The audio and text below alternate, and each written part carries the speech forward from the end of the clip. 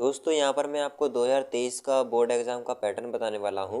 विषय सामाजिक विज्ञान है, जिसमें कि देखिए 70 नंबर का आता है और 30 नंबर हमें स्कूल की तरफ से मिलते हैं, तो टोटल 100 हो गए। तो प्रत्येक सब्जेक्ट 100 नंबर का होता है। इसमें हमें समय 3 घंटे दिए होते हैं और 3 घंटे 15 मिनट, यानी 15 मिनट हमें पहले पेपर को अच्छे से पढ़ने के लिए मिल जाते हैं और 3 घंटे हमें करने के लिए। और यहाँ पर ये प्रश्न पत्र संख्या है, ये लिखी हुई है, यहाँ पर फिल करना होता है जो हम कॉपी में लिखते हैं। अब उसके बाद यहाँ पर कुछ निर्देशांक लिखे हैं, जैसा कि मैंने आपको पहले बता दिया है कि 15 मिनट यहाँ पर पढ़ने के होते हैं, तो वो हो गए। और खंड में विभाजित है, यहाँ पर खंड आ है जिसमें 20 MCQ है, यानी बहुविकल्पीय है, जिसको हमें OMR शीट में भरना होता है। OMR शीट में एकदम साफ सुथरा भरना होता है, ना ही वाइटनर लगाना होता है और ना ही उसमें काटा पीटी करना होता है, क्योंकि वो एक ही बार हमें मिलती है। अब देखिए खंड बा है जिसमें कि 50 नंबर का हैगा पेपर, और इसमें हमें जो प्रश्न 29 है उसको का और खा में विभाजित किया गया है। ये मानचित्र प्रश्न है। तो सबसे पहले हम खंड आ जानते हैं, जिसमें कि हमें 20 बहुविकल्पीय दिए हुए हैं। तो देखिए पहला क्वेश्चन है, फ्रांसीसी क्रांति यानी फ्रांस की क्रांति कब हुई, है ना। तो सन बताना है, तो 1789 हो जाएगा। फिर इसमें GUCP में तिश्नी का संबंध था। अब इसमें किसका संबंध था, आपने पढ़ा होगा जर्मनी के एकीकरण से या इटली के एकीकरण से, तो इटली के एकीकरण से हो जाएगा। उसके बाद देखिए तीसरा प्रश्न है, हिंद स्वराज पुस्तक के लेखक कौन थे। तो ए है जवाहरलाल नेहरू, बी है महात्मा गांधी, सी है विनोबा भावे, डी है बाल गंगाधर तिलक। और ये 1 नंबर का है, ठीक है, तो इसमें से आपको लगा लेना होगा सही। फिर है, निम्नलिखित में से किसने बारदौली सत्याग्रह का नेतृत्व किया था। ए है महात्मा गांधी, बी है चंद्रशेखर आज़ाद, सी है ज्योतिबा फूले हैं, डी है सरदार वल्लभ भाई पटेल, ठीक है। उसके बाद 5वां प्रश्न है, जब फ्रांस सीखता है तो बाकी यूरोप को सर्दी जुकाम हो जाता है। ये किसका कथन है, ठीक है, ऑप्शन दिए हुए हैं।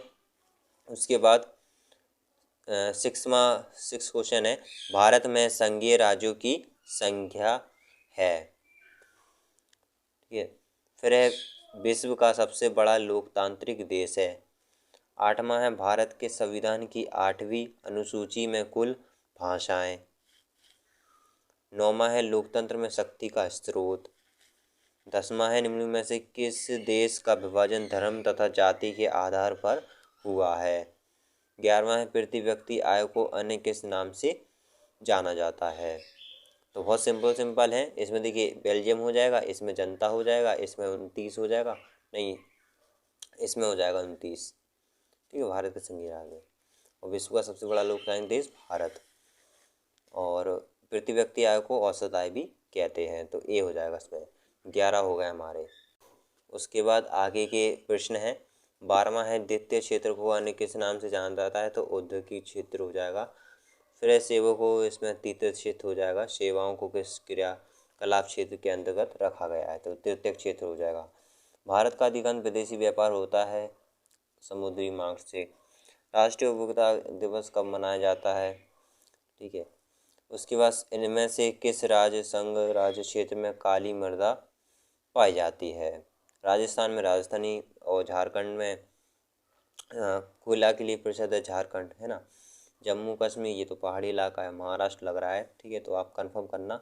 उसके बाद है 17वां, एजेंडा 21 का संबंध किससे है। सतत पोषीय विकास से है, ठीक है। यहाँ पर एक कमेटी बिठाई हुई थी, जहाँ पर उन्होंने तय किया था अध्यक्षों ने कि किस प्रकार हम पर्यावरण को अच्छे से सुरक्षित कर दें। उसके बाद ग्रीन इंडियन मिशन किस वर्ष से प्रारंभ हुआ। तो मेरे ख्याल से यहाँ पर 2014 है, आप कंफर्म करके लगाना टिक। 19 है, निम्न में से कौन सी फसल मुख्य रूप से जायद फसल का उदाहरण है। तो तरबूज हो जाएगा। अग्नि चट्टानों में पाए जाने वाला खनिज है, तो जस्ता हो जाएगा, ठीक है, जस्ता ये पाया जाता है अग्नि चट्टानों में। 21वां क्वेश्चन है, भारतीय अर्थव्यवस्था पर आर्थिक महामंदी के पड़ने वाले प्रभाव का वर्णन कीजिए। ये करना नहीं चाहे तो वैश्विक आर्थिक महामंदी के कारणों का उल्लेख कीजिए। तो एक करना है। 22वां है, सत्याग्रह का अर्थ स्पष्ट कीजिए तथा महात्मा गांधी के सत्याग्रह के विचारों पर भी उल्लेख कीजिए, या भारत में राष्ट्रवाद के उदय के कारणों का उल्लेख कीजिए। 23 क्वेश्चन है, संसाधनों के अंधाधुंध प्रयोग ने अनेक समस्याएं पैदा कर दी हैं। समीक्षा कीजिए, बताना है क्या क्या है। भारत में वन प्रबंधन को कितने भागों में विभाजित किया गया है, इसकी विशेषताओं का वर्णन कीजिए, अथवा है एक करना है। 24 क्वेश्चन है, इसमें भी ये करना है। आर्थिक गतिविधि से आप क्या समझते हैं, आर्थिक गतिविधियों का वर्गीकरण प्रस्तुत कीजिए, अथवा या नहीं करना चाहें तो ये कर लीजिए। उपभोक्ता के कुल कितने अधिकार होते हैं, सभी अधिकारों के नामों का उल्लेख कीजिए। उसके बाद लोकतंत्र से आप क्या समझते हैं, ये यहाँ से शॉर्ट होगा स्टार्ट, है ना। उसके बाद हाँ, ये शॉर्ट थे, ये लॉन्ग होगा यहाँ से। उसके बाद मानचित्र प्रश्न है, लोकतंत्र से आप क्या समझते हैं, इससे उत्तरदायी जिम्मेवार एवं वैध शासन क्यों माना जाता है, अथवा अगर नहीं करना चाहें तो ये कर सकते हैं। लोकतंत्र के समक्ष क्या चुनौतियां हैं, भारतीय लोकतंत्र की 2 प्रमुख चुनौतियों का वर्णन कीजिए। फिर ये आता है पक्का इटली का एकीकरण, जर्मनी का एकीकरण, दोनों आया है, दो में से एक कर लीजिए, है ना। जर्मनी का या एकीकरण या इटली का एकीकरण याद कर लीजिए। तो 26 हो गया ये प्रश्न, शॉर्ट है। और ये देखिए 6 नंबर का है, ये जो शॉर्ट दिए हुए हैं 6 नंबर के हैं, और ये जो हैं ऊपर वाले ये हैं 4 नंबर के, है ना। तो चलिए आगे के प्रश्न। यह है 27वां, मृदा अपरदन क्या है, भारत में प्रचलित मृदा अपरदन के प्रमुख प्रकारों का वर्णन कीजिए, कारण नहीं है, अथवा है या ये करना चाहें तो ये कर लीजिए। आलो खनिज किसे कहते हैं, आलो खनिज में किन किन खनिजों का शामिल किया गया है, किन किन खनिजों को शामिल किया गया है। उसके बाद 28वां प्रश्न है, मानव विकास सूचकांक को परिभाषित कीजिए, मानव विकास के घटकों का वर्णन कीजिए, अथवा एक करना होगा, भारतीय अर्थव्यवस्था में अधिक रोजगार विकसित करने के माध्यमों को स्पष्ट कीजिए। तो ये हमारे दीर्घ हो गए, 6 नंबर के हैं।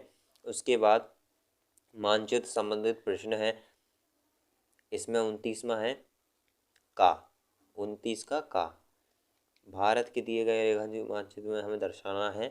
जैसे कि यहाँ पर पहला प्रश्न है, वह स्थान जहाँ नील की खेती करने किसानों का आंदोलन हुआ था, तो अहमदाबाद है ना। वह स्थान जहाँ सर्वप्रथम सुबह आंदोलन प्रारंभ हुआ था।